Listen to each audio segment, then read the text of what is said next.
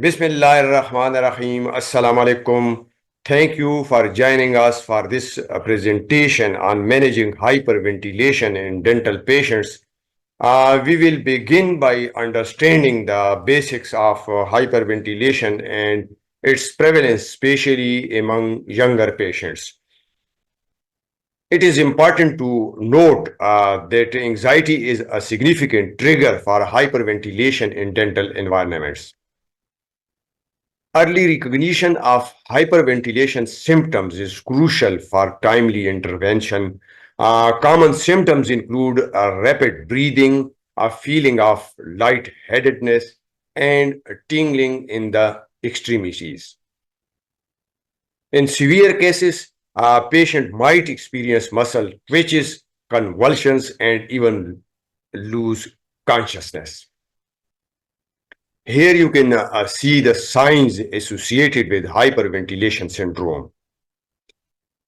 The first step in managing hyperventilation is to stop any ongoing dental procedure to avoid worsening the patient's anxiety.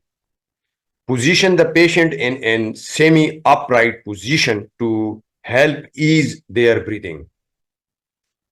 Reassuring the patient can significantly help in calming them down and reducing the severity of hyperventilation.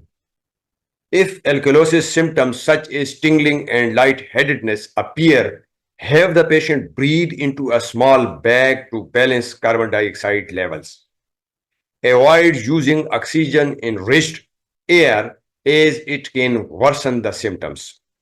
For persistent symptoms, giving midazolam can help.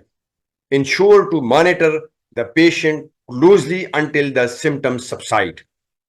Once the patient is stabilized, reschedule the appointment and develop a plan to manage their anxiety for future visits. This may include the use of preoperative anxiolytics or intraoperative sedation to prevent recurrence of hyperventilation.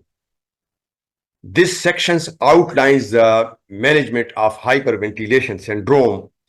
To summarize, hyperventilation in dental setting is usually anxiety related and affects younger individuals.